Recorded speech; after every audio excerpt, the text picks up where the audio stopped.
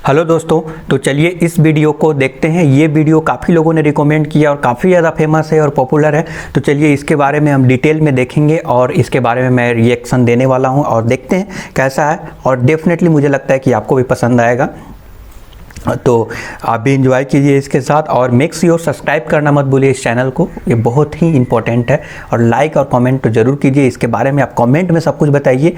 आप अगर कुछ सुझाव देना चाहते हैं या फिर कुछ भी अगर आप मुझे बताना चाहते हैं तो आपका कमेंट जो है डेफिनेटली हमको मोटिवेट करेगा। और अगर आप सब्सक्राइब करते हैं तो मैं जो है कंटिन्यू आपके लिए इस टाइप का वीडियो बनाते रहूँगा। और ये कुछ चुनिंदा वीडियो मैं जिसका मैं रिएक्शन देने वाला हूँ, और ये जो है काफ़ी ज़्यादा आपको पसंद आने वाला है। तो इस वीडियो को देखते हैं और इसके बारे में देखने के बाद हम डिस्कशन करेंगे। तो चलिए। जय हिंद। आप सबको पता है कि भारत एक अखंड भारत था जो अफगानिस्तान से शुरू होते हुए श्रीलंका और बर्मा तक जाता था। आखिर ये कैसे टूट गया और राज्यों का पुनर्गठन कैसे किया गया, और ये संविधान में इसकी जो चर्चा है 22 भाग में से जो पहला भाग है वो भाग 1 है, इसको हम समझते हैं। देखिए, शासन चलाने के लिए, देश और राज्य का शासन कैसे चलेगा उसको चलाने के लिए जिस किताब का नाम है उसे कहते हैं भारतीय संविधान, जिसे हम पॉलिटी के अंतर्गत पढ़ते हैं। इस किताब में 22 लेसन है। इसके लेसन्स को हम भाग कहते हैं। आप कोई किताब पढ़िएगा तो उसमें लेसन आएंगे। तो इसमें 22 भाग है और उसमें कुछ टॉपिक बाय टॉपिक लिखे गए। जैसे आपके में तीर दे के लिखता है ना टॉपिक, उस टॉपिक्स को बोलते हैं अनुच्छेद। तो टोटल आर्टिकल यानी अनुच्छेद 395 है। अगर आप ABCD की बात नहीं करेंगे तो ABCD करेंगे तो ये 25 हो जाएगा। तो ABCD को हम कंसीडर नहीं, हम न्यूमेरिकल वैल्यू कंसीडर कर रहे हैं। अब एक चीज़ होती है आपकी IPC, ताजीराते हिंद दफ़ा 300, ऐसे सुने होंगे आप लोग, इसके बारे में अलग से वीडियो बनाए हुए हैं। IPC क्या कहता है कि पुलिस आपको किसी क्राइम के बाद कैसे लतियाएगी, इसकी चर्चा IPC में है। IPC के टॉपिक्स को हम लोग धारा या सेक्शन कहते हैं। पुलिस लतियाने के बाद कोर्ट में भेज देगी। अब जज साहब आपसे मतलब वो सवाल जवाब करेंगे, तो उसकी चर्चा CRPC में, क्रिमिनल प्रोसीजर कोड। तो इसके जो टॉपिक्स हैं उन्हें हम लोग सेक्शन या धारा कहते हैं। तो इस सब के बारे में हम एक अलग वीडियो बनाए हुए हैं।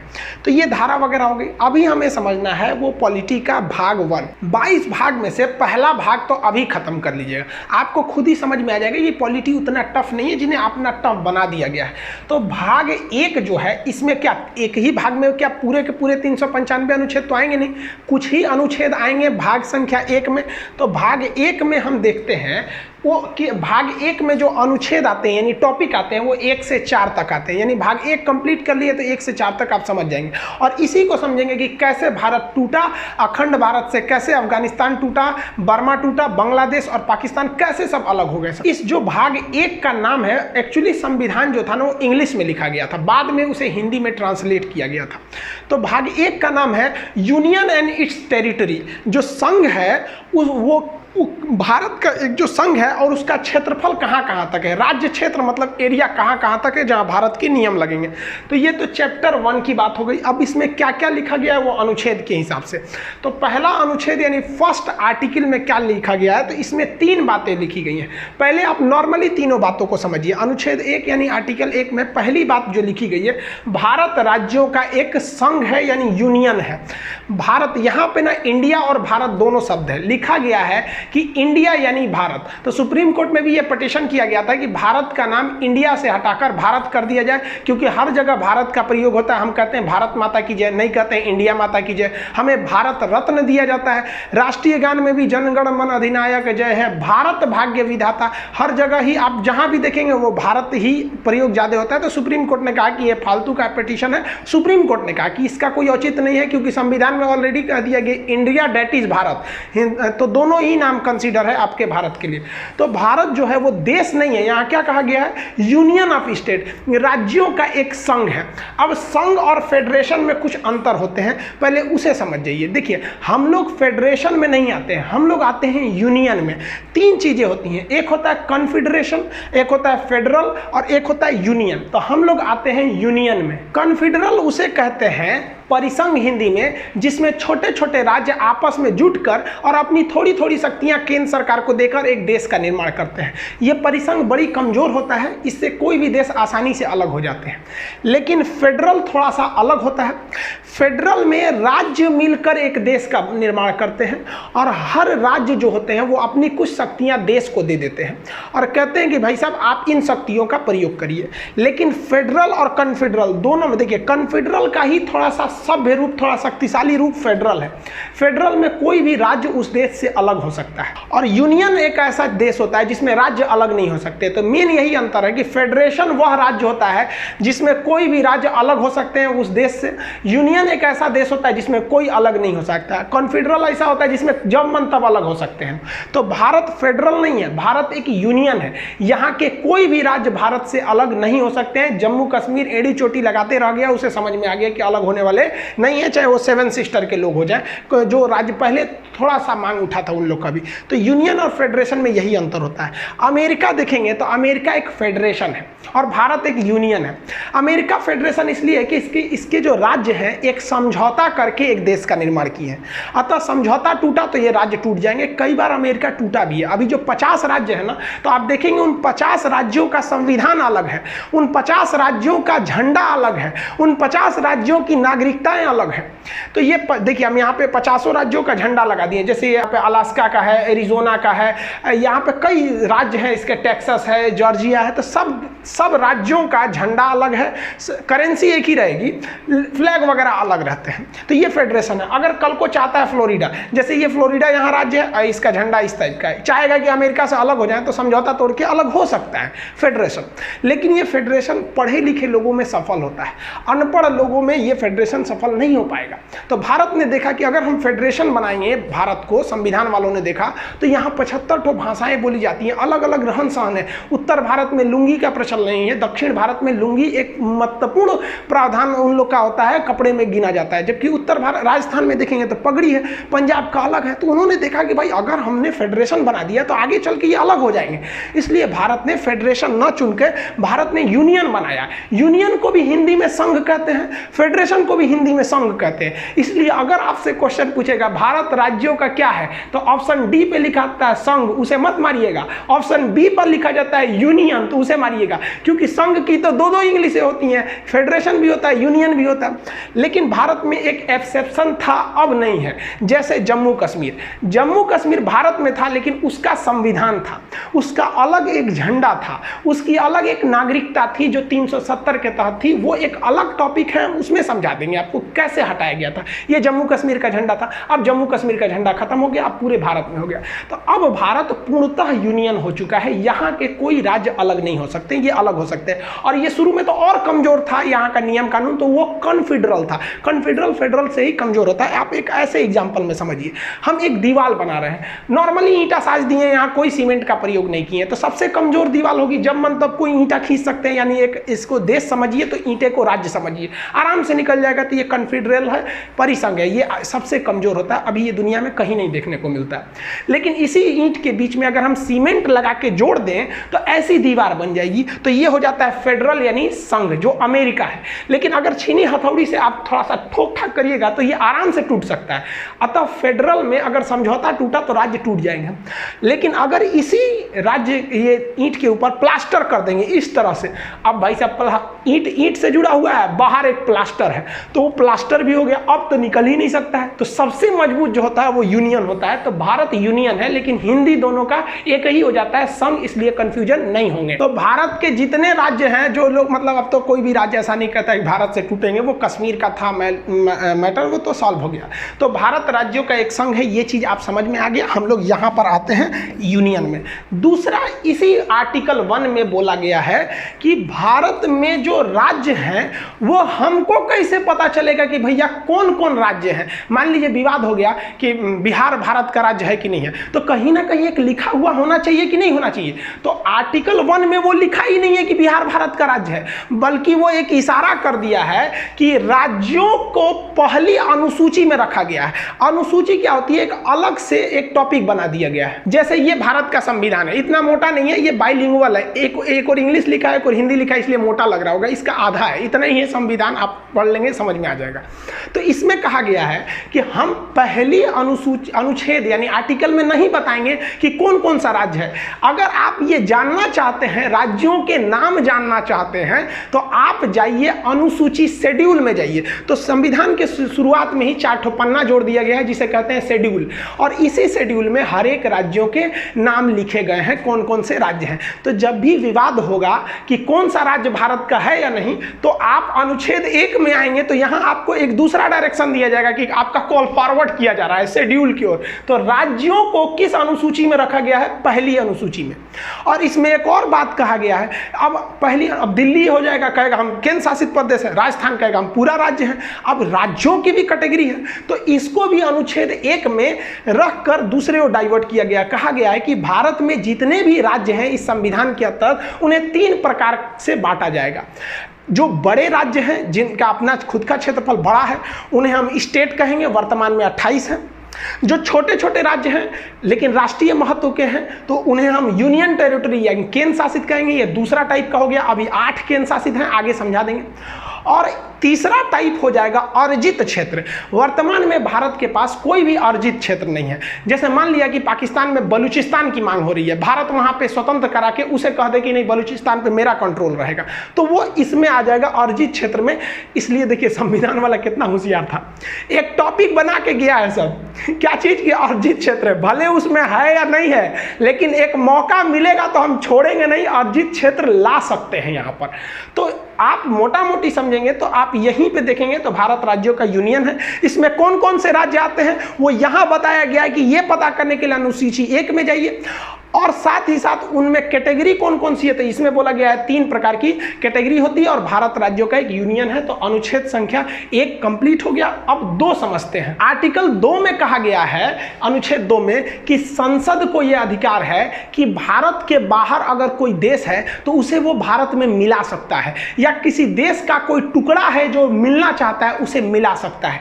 यानी अनुच्छेद 2 कहता है कि संसद राष्ट्रपति के पूर्व अनुमति का मतलब यह नहीं होता है कि राष्ट्रपति से पूछेगा।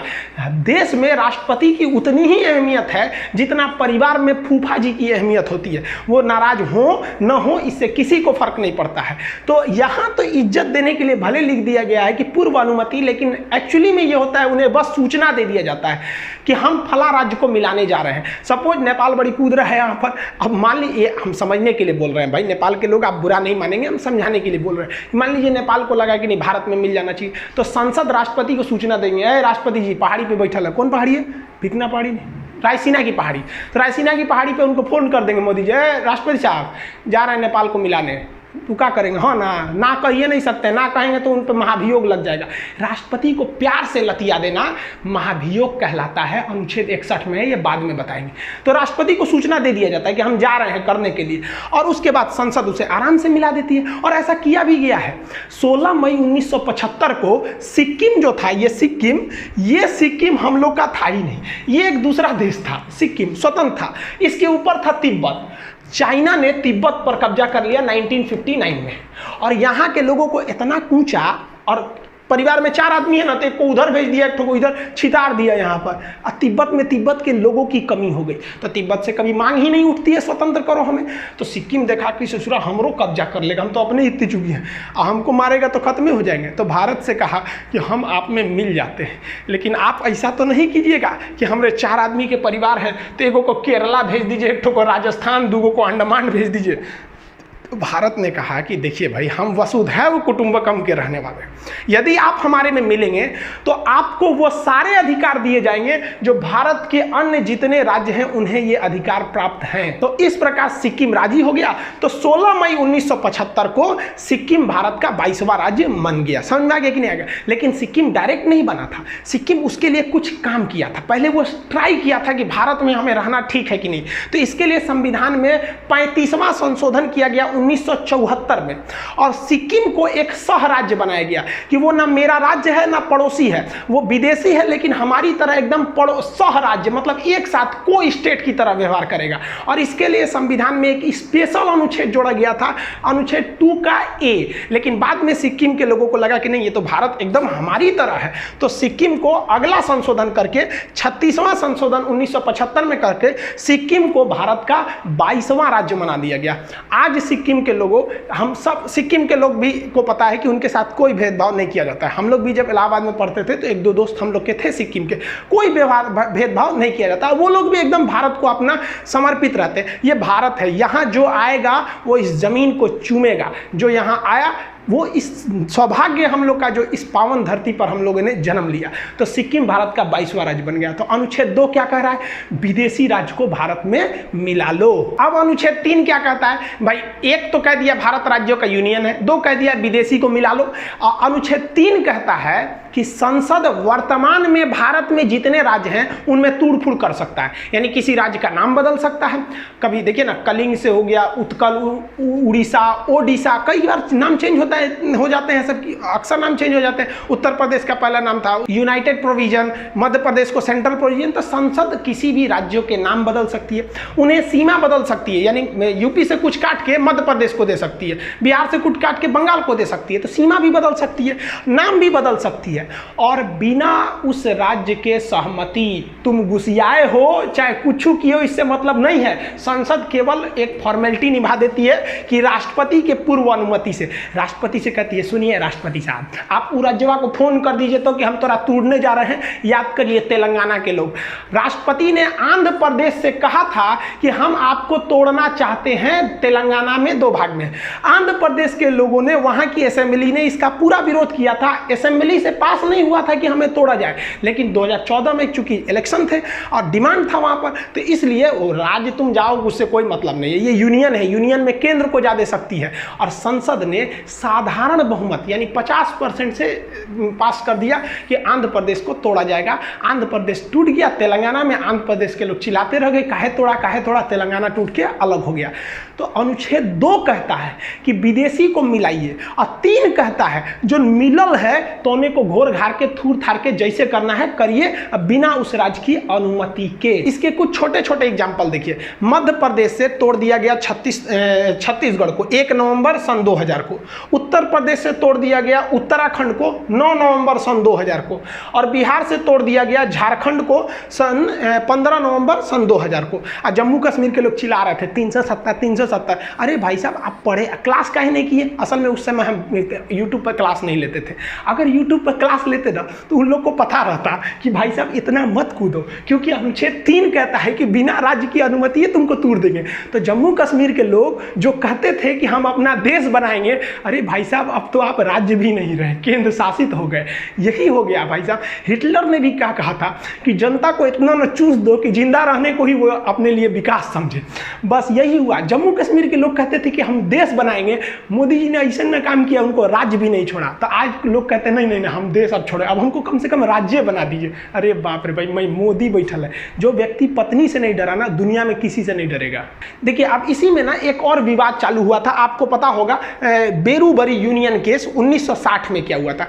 बेरूबरी पश्चिम बंगाल का एक गांव था, वहां से एक केस किया गया था भारत के ऊपर। क्या केस था तो देखिए इसकी शुरुआत कैसी हुई। ये भाई साहब सीरियल रेडक्लिफ, ये भारत के विभाजन करने आए थे। 2 दिन में भारत का विभाजन करके रख दिया ये आदमी। सोचिए, ये भारत को कभी जानता नहीं था कि यहाँ कई तरह की भाषाएं बोली जाती हैं, यहाँ कई धर्म रहते हैं, धर्म के नाम पर यहाँ कितनी लड़ाइयाँ लड़ी जाती हैं आज़ादी से पहले से लेकर आज तक में। ये आया टेबल पे भारत का नक्शा रखा और काटना चालू कर दिया। यहाँ से ले लिया, इसने कहा कि भाई साहब ये वाला रहेगा, ये इधर से, ये इधर पाकिस्तान, एगो इधर खींच दिया, ये हो गया बांग्लादेश। इसी का नाम हो गया कि सीरियल रेडक्लिफ, जिसे आप शॉर्टकट में रेडक्लिफ लाइन कहते हैं। इसने कैसे किया तो नक्शा लिया भारत का, जितने इधर पुलिस स्टेशन थे ना, सारे पुलिस स्टेशन पर ऐसे डॉट डॉट बनाया, सबको खींच दिया। कहा कि लो इधर वाला पाकिस्तान, इधर तुम, इधर भी कहा अच्छा इसको भी बांटना है, पूर्वी पाकिस्तान को भी, कोई दिक्कत नहीं। सारा पुलिस स्टेशन को मिलाया, घचाक से एक लाइन खींच दिया, हो गया। पता चला किसी का घर इंडिया में रह गया, खेत बांग्लादेश में चल गया, किसी का दुआरा इंडिया में है, आंगना चल गया बांग्लादेश में, अजब अजब कांड करके चल गया। अरे भाई इनका अपना रहता तब ना समझ में आता, यही कांड हो गया। इसमें सबसे फेमस हो गया बेरूबरी। बेरूबरी क्या था, तो वो भारत में था, यहाँ बांग्लादेश में था, यहाँ पर भारत में, लेकिन इसको ना रियल में जाना चाहिए था बांग्लादेश में, क्योंकि यहाँ सारे लोग मुस्लिम थे, लगभग 90% से ज़्यादा लोग मुस्लिम थे। और बांग्लादेश में भी कुछ ऐसे जगह थे जहाँ पर 90% से ज़्यादा लोग हिंदू थे। इन्हें आना चाहिए हिंदुस्तान में और इस ज़मीन को जाना चाहिए बांग्लादेश में, ये होना चाहिए। तो भारत ने सोचा कि एक काम करते हैं, बदला बदली कर देते हैं। कहते हैं कि भाई वो मेरी ज़मीन है, तुम रख लो और वहाँ के लोग को यहाँ भेज दो। ये तुम्हारी ज़मीन है बांग्लादेश, इसे हम रख लेते हैं, यहाँ के लोगों को तुम रख लेते हो। तो कितना अच्छा था। लेकिन जब ये मामला गया तो सुप्रीम कोर्ट में नेहरू जी ने, उस समय नेहरू जी प्रधानमंत्री थे, उन्होंने सोचा कि आराम से करा लेंगे। खान सर तो बताइए किए हैं कि संसद कुछ भी कर सकती है, राज्यों के नाम परिवर्तन सीमा कर सकती है। लेकिन भाई साहब खान साहब से ज़्यादा होशियार है सब सुप्रीम कोर्ट का जज। सुप्रीम कोर्ट ने कहा कि ये नेहरू जी, ये जो नियमवा लग रहा है ना, ये केवल हिंदुस्तान पर लागू होता है कि आप एक राज्य को तोड़ के दूसरे को दे सकते हैं। आपका मन है तो आप पटना जिला को उठा के राजस्थान दे दीजिए, आप अंदर जितना खरमंडल मचाना है मचाइए, लेकिन ये अधिकार आपको कोई नहीं देता है यहां से अनुच्छेद 3 से कि आप भारत के किसी जमीन को विदेश को दे दीजिए। इसके लिए आपको संविधान में संशोधन करना पड़ेगा। तो नेहरू जी ने सोचा संविधान में संशोधन कर दे और इस मामला को सल्टा दे, लेकिन भारत में बड़ी विरोध हो गया। सोचिए नेहरू जी से एक समय से मामला अटकता हुआ अब बांग्लादेश और भारत के लोगों में बड़ा वो होने लगा कि भाई आप खुद सोचिए ना कि आप छोटे से एरिया में घिर के रह गए। नरेंद्र मोदी जी जब आए तब उन्होंने शेख हसीना से जाके ये समझौता करके संसद में पारित कराया।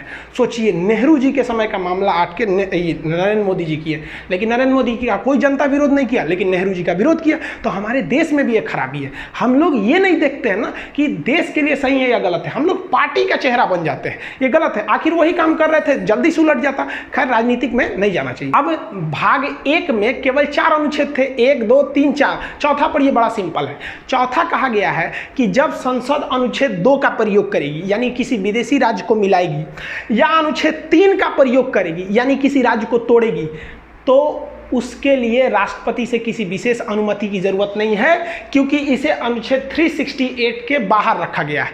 जिसे 368 में रख दिया जाता है उसमें राष्ट्रपति का साइन होना जरूरी है, लेकिन इन दोनों चीज को राष्ट्रपति का साइन की जरूरत नहीं है, क्योंकि पहले ही राष्ट्रपति को सूचना दे दिया जाता है कि हम विदेशी राज्य को मिलाने जा रहे हैं और या वर्तमान को तोड़ने जा रहे हैं। अब इस अनुच्छेद में कुछ छुपी हुई बातें क्या हैं, ध्यान से समझिए, जिसे हम रेड कलर से लिखें। अनुच्छेद 4 कहता है कि किसी विदेशी राज्य को मिलाने के पहले या वर्तमान किसी राज्य को तोड़ना अगर चाहते हैं तो आपको संसद में 2/3 यानी 66% वोट की जरूरत नहीं है, आपके पास केवल 50% वोट है, तो आप समझिए कि आप कर सकते हैं। और आप बताइए 50% वोट मतलब 545 जो है, हमारे यहाँ कितने हैं सर, 545, इसका अगर आप में निकालेंगे 50% तो 272 होता है, तो जिसे 273 मान लेते हैं। 72 आदमी कैसे आएगा, काट के नहीं ना आएगा, 273। तो 273 कोई हम साधारण बहुमत कहते हैं, जिसे 50% हो गया। तो अब बताइए 273 सरकार के लिए चाहिए, तो यानी जो भी सरकार है उसके पास 273 बहुमत है और वो आराम से इस दोनों काम को कर सकती है, यानी ज़्यादा तामझाम करने की ज़रूरत नहीं है। दूसरा इसमें छुपी हुई बात क्या है कि ये विधेयक यानी 2 और 3 का प्रयोग करते पहले, यानी विदेशी राज्य को मिलाने और वर्तमान राज्य को तोड़ने से पहले ही हम राष्ट्रपति को सूचना दे देते हैं कि हम ये करने जा रहे हैं। इसलिए राष्ट्रपति को ये अधिकार ही नहीं है कि राष्ट्रपति उसको लौटाए कि आपने ऐसा क्यों किया, भाई हम तो पहले ही आपको सूचना दे दिए थे। इसलिए राष्ट्रपति इस पर साइन करने के लिए बाध्य है। बाध्य बनाने के लिए इसे 368 के बाहर रखा गया है। और इस अनुच्छेद की और छुपी हुई बात क्या है कि हमारे संविधान में एक अनुसूचियां हैं, कई 12 अनुसूचियां हैं। उस अनुसूची में 1 में लिखा गया है कौन कौन सा राज्य है। अब एक बात बताइए, आप किसी विदेशी राज्य को मिला लिए या किसी राज्य को तोड़ दिए, तो अनुसूची 1 में भी तो जाके वहां चेंजिंग करना पड़ेगा ना कि भैया हमने ये वाला राज्य मिला दिया या ये वाला राज्य तोड़ दिया। तो अनुसूची 1 में भी आपको चेंजिंग करना पड़ेगा इसी के साथ, उसमें भी राष्ट्रपति टोक टाक नहीं करेंगे। और अनुसूची 4 जो है उसमें लिखा गया है कि किस राज्य से कितने सांसद उठेंगे राज्यसभा के लिए। तो भाई आपने तोड़ दिया या मिला दिया तो जेन्युइन है, कुछ चेंज हो जाएगा। तो साथ ही साथ आपको अनुसूची 4 में भी चेंजिंग करना पड़ेगा और उसमें भी आपको कोई रोक टोक नहीं करेगा। ये संविधान का था आपका भाग संख्या 1। तो संविधान का भाग 1 अनुच्छेद 1 से 4 तक चालू होता है, जो कंप्लीट हो गया। 1 कहता है भारत राज्यों का यूनियन है, 2 कहता है विदेशी को मिलाओ। देखो संविधान वाला कितना होशियार था। पहले कहा कि विदेशी को मिला लो 2 में, और उसके बाद कहा अब मिल गया ना, अब जो वर्तमान में अब आ गया, अब इसको कूच काच करके कुछ भी करते रहो, कोई दिक्कत नहीं है। और अनुच्छेद 4 में कहा है कि ये दोनों काम आप साधारण बहुमत से कर सकते हैं, राष्ट्रपति इसमें बाध्य रहेंगे आपकी बात को मानने के लिए। अब अखंड भारत को समझते हैं। ये नक्शा देखिए, ये है हमारा अखंड भारत। इतना बड़ा भारत था, लेकिन इसके टुकड़े होते गए क्योंकि हम आपस में लड़ते गए थे, इसीलिए टुकड़े हुए। सबसे पहले जो हुआ 1893 में डूरंड लाइन खींच दी गई। यहाँ पर इंडिया पाकिस्तान के बीच में अफगानिस्तान और पाकिस्तान तो उस समय भारत में ही था, यहाँ खींच दिया गया डूरंड लाइन। उस पार हो गया अफगानिस्तान, यानी अफगानिस्तान को अंग्रेजों ने साइड कर दिया क्योंकि वहाँ पहाड़ वगैरह ज़्यादा था, उतना उपयोगी नहीं था। तो ये हो गया डूरंड लाइन। ये वर्तमान में अलग करती है अफगानिस्तान और पाकिस्तान को, लेकिन जब ये खींचा गया था तो ये अफगानिस्तान और भारत की सीमा बनाती थी। एक डूरंड कप भी होता है, एक मैच जो फुटबॉल से संबंधित होता है, अक्सर क्वेश्चन पूछता है। तो ये अखंड भारत का पहला टुकड़ा। अखंड भारत का दूसरा टुकड़ा हो गया 1935 में। 1935 में यहाँ से म्यांमार जो उस समय उसका नाम था बर्मा था, ये अलग हो गया यहाँ से। और इस साइड से ये देखिए, ये पाकिस्तान अलग हो गया।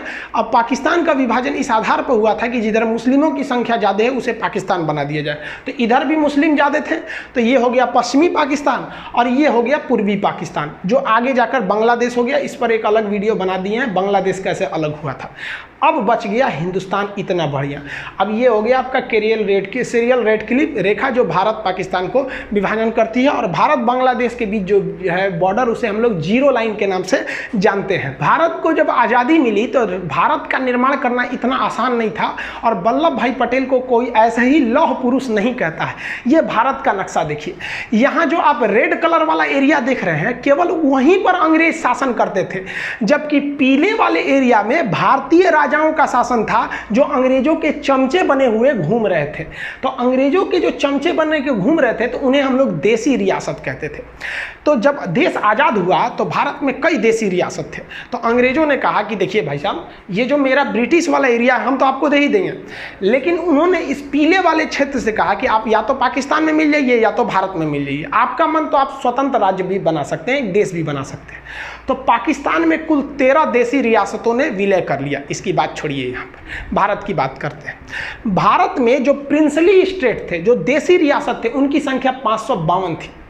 इन 552 राज्यों को मिलाकर एक फेडरेशन बनाना संभव नहीं था, क्योंकि फेडरेशन बनाते तो फिर टूट जाते हैं। इसलिए सरदार पटेल की जिम्मेदारी दी गई कि इसको मिलाकर यूनियन बनाइए। इस काम में 3 लोगों की महत्वपूर्ण भूमिका है। सरदार पटेल, वीपी मेनन उस समय के आईएएस अधिकारी सचिव हुआ करते थे, और माउंटबेटन का भी योगदान है। ये तीनों क्वेश्चन पूछता है। एक बार एग्जाम में पूछा था कि राज्यों के एकीकरण में किसका योगदान था, सरदार पटेल और वीपी मेनन का नाम ही नहीं था, तो उस समय आप लगाएंगे माउंटबेटन को। इन तीनों लोगों की ने मिलकर 552 राज्यों को आपस में मिला दिया। लेकिन 3 राज्य ससुरे बड़ी मनबड़ था सब। अब वो 3 राज्य कौन कौन से, तो भाई एक हैदराबाद, यहाँ देखिए, ये जो देख रहे हैं ना, ये पहले एक स्टेट हुआ करता था हैदराबाद, आज भले एक शहर है, एक स्टेट हुआ करता था। हैदराबाद के राजा का अलग ही डिमांड था, उनको अलग राज्य चाहिए था। अरे भाई साहब, भाई ये अलग देश कहाँ बनाएंगे बिचुआ में से, यहाँ से अलग देश के लिए। लेकिन यहाँ पर अराजकता फैल गई, मारपीट बहुत होने लगा। तो सरदार पटेल ने चारों ओर से पुलिस भेज दिया। चारों ओर से वो आर्मी थी, पुलिस की वर्दी में गई थी, जिसका नाम दिया गया ऑपरेशन पोलो। ऑपरेशन पोलो के तहत हैदराबाद को भारत में मिला दिया गया। इनके स्वतंत्र देश का सपना हमेशा के लिए टूट गया यहाँ पर। तो ये ऑपरेशन पोलो सफल हुआ। दूसरा ये वाला राज्य था जूनागढ़। जूनागढ़ क्या था कि जूनागढ़ की जनसंख्या जो थी, अधिकतर जनसंख्या हिंदू थी, लेकिन वहाँ के राजा जो थे वो मुस्लिम थे। तो जूनागढ़ ने कहा कि नहीं भाई, हम पाकिस्तान में जाना चाहते हैं। अरे भाई साहब, तू यहाँ से पाकिस्तान में कैसे जाएगा। तो सरदार पटेल ने जूनागढ़ में रेफरेंडम करा दिया, जनमत संग्रह। वहाँ के लोगों से पूछा आप कहाँ रहना चाहते हैं। ज़्यादातर लोगों ने कहा हिंदुस्तान में रहना चाहते हैं। बस जैसे हिंदुस्तान में रहना चाहते हैं, ये वाला भी मैटर सल्व हो गया। लेकिन अलग मैटर हो गया जम्मू कश्मीर के साथ। जम्मू कश्मीर की सिचुएशन थोड़ी अलग थी। यहाँ जनता ज़्यादातर मुस्लिम थी, लेकिन राजा हिंदू थे, राजा हरि सिंह। और राजा हरि सिंह ने अलग टाइप का डिसीजन ले लिया। उन्होंने कहा कि ना हम भारत में मिलेंगे और ना ही हम पाकिस्तान में मिलेंगे, हम एक अलग देश बनाएंगे। तो अंग्रेजों ने तो खुली छूट दी थी कि भाई जिन्हें अपना देश बनाना है बना ले। तो भारत ने कुछ नहीं किया, और लेकिन पाकिस्तान ने ना वहाँ से दगाबाजी किया। पाकिस्तान आतंकवादियों को घुसा दिया इस एरिया में, धड़ाधड़ यहाँ आतंकवादियों का पूरा घुस गया सब, इतना एरिया में आतंकवादी पूरा घुस गए थे सब। अब राजा हरि सिंह को लग गया कि अगर हम अपना देश बनाने के लिए चलेंगे ना तो मेरा परिवार भी नहीं बचेगा। तो भागे भागे आए नेहरू जी के पास, है नेहरू जी बचा लीजिए हमको पाकिस्तान मार रहा है। तो नेहरू जी कहा हाँ एकदम बचा लेंगे हम। सरदार पटेल जी देखिए तो बचाइए इनको। तो सरदार पटेल कहे छोड़ दीजिए ओकरा, बड़का होशियार बनते थे, अलगे देश बनाएंगे, जो देश बनाओ, हमरा कौन चीज घटल है कि हम तोरा बचाने आएंगे, काहे लिए बचाएंगे। तो हरि सिंह ने कहा कि महाराज पटेल जी बचा लीजिए। तो सरदार पटेल ने कहा कि एक के शर्त पे बचेबो, पहले तुम साइन करो किस पर, एनेक्सेशन पर। तो उसने साइन किया इंस्ट्रूमेंटल ऑफ एक्सेशन, मतलब विलय पत्र पर साइन किया 26 अक्टूबर 1947 को कि हम अब भारत में मिल रहे हैं।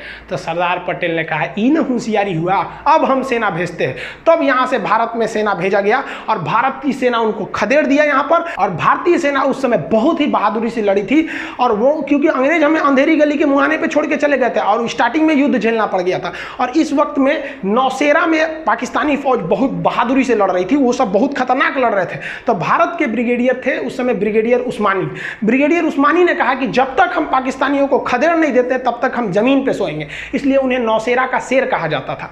और इनके बदौलत बहुत पूरे भारतीय सैनिक की बहादुरी के बदौलत यहाँ लड़े। और यही वाला एरिया जब तक भारतीय सेना पहुंचे पाकिस्तान कब्जा कर चुका था, जिसे आज भी हम पीओके के नाम से जानते हैं। और यही सीज फायर बन गया और कश्मीर भी भारत का एक अंग बन गया। सरदार पटेल, वीपी मेनन और लॉर्ड माउंटबेटन ने मिलकर 552 देसी रियासतों को तो मिला दिया, लेकिन चौपट कर दिया कब, जब भारत का संविधान लागू हुआ 1950 में भारतीय राज्यों को 4 कैटेगरी में बांट दिया गया। इस टाइप में बांटा गया, ABCD टाइप में बांट दिया गया।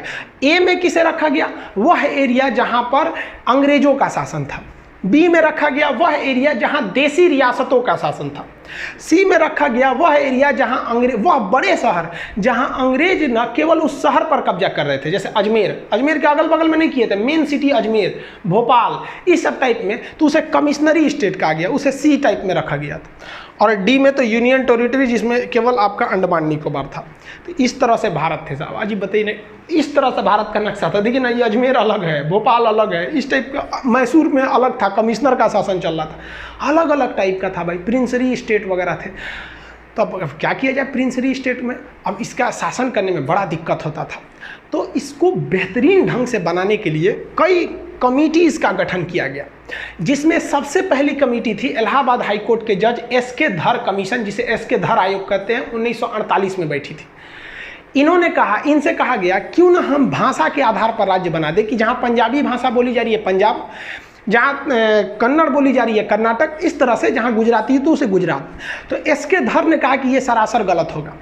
तो उसके बाद एक और कमेटी उसी साल गठित की गई, JVP, जवाहरलाल नेहरू, वल्लभ भाई पटेल और पट्टाभी सिद्धारमैया। ये तीनों लोग की समिति ने भी कहा कि भाई भाषाई आधार पर राज्यों का गठन नहीं होना चाहिए, उन्होंने भी इसका विरोध किया। लेकिन इसी कड़ी में एक बहुत बड़ा मोड़ आ गया। मोड़ आया 1952 में। 1952 में ये वाला एरिया मद्रास था। देखिए कितना बड़ा था ये एरिया मद्रास। तो मद्रास से काट कर यहाँ आंध्र प्रदेश बनाने की बात चल रही थी कि ये एरिया आंध्र प्रदेश बना दीजिए, हम मद्रास में नहीं रहेंगे। तो सरकार इनकी बातों को नहीं मान रही थी, क्योंकि सरकार कोई भी काम करती है कमेटियों की सिफारिश पर। 2 कमेटी कही थी कि भाई हम भाषा के आधार पर नहीं करेंगे। लेकिन पेट्टू श्री रामुलु नाम का एक व्यक्ति था, जिसने कहा कि हम मद्रास में नहीं रहेंगे, क्योंकि मद्रास के निचले भाषा में तमिल भाषा बोली जा रही है और हम तेलुगु बोलने वाले हैं, हमें आंध्र प्रदेश चाहिए। नेहरू ने कहा नहीं देंगे। तो ये भूख हड़ताल पर बैठ गया। अई जवान 56 दिन तक भूख हड़ताल पे बैठ गया। 56 दिन पर भूख हड़ताल पे बैठने के बाद दिसंबर 1952 में इनकी मृत्यु हो गई। जब इनकी मृत्यु हुई तब भयानक बगावत शुरू हो गया दक्षिण भारत में। और लोगों ने कहा कि ससुरा ये नेहरू जो है ये तो डलहौजी से भी खतरनाक है, भूखले छोड़ दिया, यहाँ पर मर गए ये लोग। अब नेहरू का कह रहे फंस गए नेहरू। तो नेहरू जी को आनंद फानन में जनता की बात मानने के लिए मजबूर होकर 1 अक्टूबर 1953 यानी अगले साल, नेहरू जी ने बहुत सोचा था कि इसको लेपापोती करके दबा दे, लेकिन दब नहीं पाया और आंदोलन बढ़ने लगा और लोग भूख हड़ताल पे बैठे। नेहरू कहा कि भाई साहब सब मरिए जाएगा तो हमारी कुर्सी चल जाएगी। तो 1 अक्टूबर 1953 को मजबूर होकर सरकार ने भाषा के आधार पर मद्रास को तोड़ दिया और कहा कि जो नीचे बोले जाएंगे तमिल वाले उनका हो जाएगा तमिलनाडु, जो मद्रास के ऊपर में तेलुगु बोलते हैं उनके लिए हो जाएगा आंध्र प्रदेश। उस समय आंध्र प्रदेश की राजधानी कुल्लूर बनाई गई थी। तो क्वेश्चन 2 पूछता है यहाँ पर, भाषाई आधार पर गठित होने वाला पहला आयोग कौन था? तो एसके धर आयोग 1948। हालांकि ये दोनों आयोग ने 1949 में रिपोर्ट दिया था। और भाषाई आधार पर गठित होने वाला पहला राज्य कौन सा था? तो पहला राज्य हो जाएगा आंध्र प्रदेश। जैसे ये राज्य बना, देहात में कहा जाता है छुए के छुअनी लग गई, मतलब किसी चीज को टच करते तो आदमी परख जाता है। बाकी राज्यों ने देखा कि अरे भाई साहब हम भी राज्य भाषा के आधार पर राज्य बनेंगे। तो गुजरात वाला कह रहा है कि भाई साहब ये बंबई यहाँ से यहाँ तक है, ये हमारा अलग रहेगा, गुजरातियों के लिए गुजरात, मराठियों के लिए महाराष्ट्र। ले भाई साहब बवाल चालू, सबके लिए, सबको अलग अलग भाषा के लिए। सरकार पगला गई कि एगो को मनाने के चक्कर में गए ना, पूरे भारत में बवाल हो गया। इसलिए सरकार ने सोचा कि हम सुप्रीम कोर्ट से सलाह लेते हैं। तो सुप्रीम कोर्ट के जज थे खान बहादुर सर सईद फजल अली, जिन्हें हम लोग शॉर्टकट में फजल अली कहते हैं। तो सुप्रीम कोर्ट के जज फजल अली के नेतृत्व में एक आयोग का गठन किया गया और उन्हें कहा गया कि आप डिसीजन लीजिए कि देश का भविष्य किसमें ठीक है, भाषा के आधार पर किया जाए या क्षेत्र के आधार पर किया जाए। तो फजल अली आयोग में 3 सदस्य थे, एक फजल अली थे, 2 अन्य लोग थे। इसका गठन 1953 में हुआ था, लेकिन ये 2 साल बाद रिपोर्ट दिया था, 3 साल बाद 1956 में। याद रखिएगा, गठन 53, 56 पूछता है, ज्यादातर रिपोर्ट पूछता है 1956 में। इसने कहा फजल अली आयोग ने कि भाषा के आधार पर राज्यों का गठन कर देना उचित है। गुजरात बोलने वाले गुजरातियों के लिए गुजरात दे दिए, मराठियों के लिए महाराष्ट्र दे दिए। लेकिन ऐसा कानून नहीं होना चाहिए कि जिन्हें गुजराती नहीं आती है वो गुजरात में नहीं रह सकते हैं, जिन्हें मराठी नहीं आती है वो महाराष्ट्र में नहीं रह सकते हैं। वो सबके लिए रहेगा, यानी कि एक राज्य एक भाषा वाला कानून नहीं होना चाहिए। जो आज महाराष्ट्र के कई लोग ऐसे न्यूज में आ जाता है कि भाई महाराष्ट्र में रहना है तो मराठी बोलना है। हालांकि हम ग्राउंड लेवल पे नहीं जानते हैं, जो ऐसे न्यूज आते हैं उसे हम लोग आपको बता रहे हैं। ऐसा नहीं होना चाहिए, पूरे देश में ऐसा होता भी नहीं। आप दिल्ली जाइए तो हर जगह के लोग रहेंगे। तो फजल अली आयोग ने स्टेट रीऑर्गेनाइजेशन सेटलमेंट कर दिया, राज्य पुनर्गठन कर दिया। और इन्होंने कहा कि इसी आधार पर आप राज्यों को बांटिए भाषा के आधार पर। और इस आधार पर इन्होंने जो बांटा, तो इसकी बात को कोई क्यों मानेगा? फजल अली के बात को हम क्यों मान लें? हमें आज़ादी मिली है, हमने अपने सांसद चुने हैं, संसद में पारित कराइएगा तब ना मानेंगे। तो इसको लागू कराने के लिए संविधान में संशोधन की जरूरत पड़ी। तो 7वां संशोधन 1956 में किया गया और इसी संशोधन के द्वारा फजल अली आयोग की सिफारिशों को मान लिया गया। क्वेश्चन कहेगा फजल अली आयोग की सिफारिशों को मानने के लिए या राज्य पुनर्गठन करने के लिए कौन सा संशोधन किया गया? तो 7वां संशोधन। और इसके आधार पर भाषाई आधार पर राज्यों का गठन किया गया। उस समय 14 राज्य बनाए गए और 6 केंद्र शासित प्रदेश बनाए गए। हम ये बता देंगे कि 6 से केंद्र शासित प्रदेश क्यों बनाए जाते हैं, ये आगे टॉपिक है उसमें बताएंगे। तो ये भी याद रखिएगा, फजल अली आयोग के द्वारा 14 राज्य, 6 केंद्र शासित, यानी टोटल 20 बनाए गए। उस समय का ये नक्शा है 1956 का टोटल। ये इस हिसाब से अभी भी गुजरात और महाराष्ट्र एक ही में थे, ये आगे जाकर फिर से अलग हुए। एक समस्या आई थी पंजाब के साथ। पंजाब बड़ा कॉम्प्लिकेटेड था, उसका पुराना नाम था Patiala and east Punjab state union, जिसे हम पेप्सू कहते हैं। इसको विभाजन करने के लिए ना क्या किया गया, एक आयोग का गठन किया गया, एक कमीशन का। उस कमीशन का नाम था शाह आयोग। शाह कमीशन ने 1966 में अपनी सिफारिश दी और कही कि इस पंजाब का विभाजन जरूरी है। इस पंजाब का वह एरिया जो पहाड़ी एरिया यानी हिमालय जहां है, उसे हम हिमाचल प्रदेश बना देते हैं। इस पंजाब का निचला भाग जहां पर हिंदी भाषा बोली जाती है, उस हिंदी भाषा वाले को हरियाणा बना देते हैं। और इस पंजाब का पश्चिमी भाग जहां पर मुख्य रूप से पंजाबी भाषा बोली जाती है, उसे हम पंजाब बना देते हैं। और पंजाब और हरियाणा के बीच एक कॉमन एरिया बना देते हैं जो दोनों की राजधानी रहेगी, जिस पर किसी का अधिकार नहीं रहेगा, उस पर राष्ट्रपति का अधिकार रहेगा, केंद्र शासित प्रदेश रहेगा, यूनियन टेरिटरी यानी यूटी बना दिया जाएगा, उसे चंडीगढ़ कर देंगे। तो जिसे आप पेप्सू देख रहे थे वो 4 भाग में टूट गया। तो पंजाब राज्य का पुनर्गठन किया गया था शाह आयोग के सिफारिश पर। इस प्रकार भारत का एक विशाल साम्राज्य जो अखंड भारत के नाम से जाना जाता था, वो सिमट कर इतने में रह गया जिसमें 28 राज्य बचे। पहले 29 राज्य थे, तो जम्मू कश्मीर से राज्य की दर्जा छीन ली गई, तो राज्य बच गए 28। 9 केंद्र शासित हो गए। पहले केंद्र शासित कितने थे? 7। लेकिन जम्मू अलग, लद्दाख अलग, 2 केंद्र शासित बन गए, तो 7 2 9 हो गए। लेकिन एक डिसीजन लिया गया कि दादरा नागर हवेली और दमन दीव, ये 2 अलग अलग हैं, इन्हें एक में केंद्र शासित बना दिया जाएगा। इस प्रकार केंद्र शासित की वर्तमान संख्या 8 हो गई है और स्टेट्स की संख्या अभी 28 है। आप जनरली थोड़ा सा समझिए केंद्र शासित क्यों बनाए जाते हैं। वैसा राज्य जो बहुत छोटा है और उसकी संस्कृति अलग है और उसे राष्ट्रीय हित में रखना है, वरना वो अलग भी हो सकते हैं, जैसे अंडमान निकोबार। आप बताइए अगर यहाँ कोई मुख्यमंत्री का शासन दे देते हैं तो हो सकता है कि विदेशी शक्तियाँ, चाइना इन्हें अपने प्रभाव में मिला के और केंद्र सरकार को दिल्ली में जब तक पता चले यहाँ सेना बुला के इसे अलग कर सकती।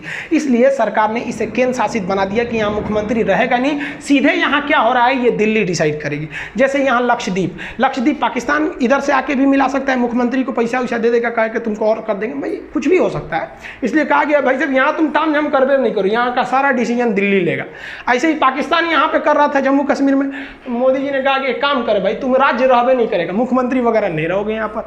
मुख्यमंत्री क्यों बनाए जाते हैं, वहाँ विधानसभा होती है, तो कह दिया भाई यहाँ का सारा शासन दिल्ली देखेगा। और यहाँ पर एक ठो असेंबली बना दी गई जिसमें मुख्यमंत्री, जैसे केंद्र शासित के मुख्यमंत्री के पास ज़्यादा पावर नहीं रहता है, सारा डिसीजन दिल्ली से लिया जाता है।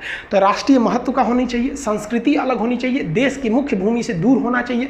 कई रीजन है जिसे बनाए जाते हैं, इसके लिए संविधान में अलग प्रावधान है। कौन सा राज्य कब बना, यहाँ पर हम सबका डेट बाई डेट यहाँ लिख दिए हैं। आप इसका स्क्रीनशॉट लेना चाहें तो ले सकते हैं, इसका PDF वगैरह एप्लीकेशन में है। जब तक आप इसी पे क्लास रेगुलर देखिए। आज संविधान का आपने एक भाग को खत्म कर दिया, अभी संविधान में टोटल 22 भाग थे, एक खत्म हो गया, 21 बचा। आई होप आप ये सब चीज़ों को समझ गए होंगे। मिलेंगे नेक्स्ट वीडियो में, तब तक के लिए जय हिंद। हेलो दोस्तों, तो मैं उम्मीद करता हूं कि ये वीडियो आपको काफ़ी ज़्यादा पसंद आया होगा, क्योंकि मुझे भी काफ़ी ज़्यादा पसंद आया। ये काफ़ी ज़्यादा इंटरेस्टिंग वीडियो था और डेफिनेटली जो है, अगर आपके पास अगर किसी भी तरह का कोई सुझाव है, कुछ अगर ऐसा कुछ है जो आप मुझे बताना चाहते हैं, तो आप कमेंट में मुझे बताइए। और वीडियो को सब्सक्राइब करना मत भूलिए, बहुत इंपॉर्टेंट है। वीडियो को लाइक कीजिए, चैनल को सब्सक्राइब करिए, क्योंकि ये काफ़ी ज़्यादा मोटिवेट करेगा मुझे और आपको अच्छे वीडियो का रिएक्शन प्रोवाइड करने के लिए। So thank you for watching.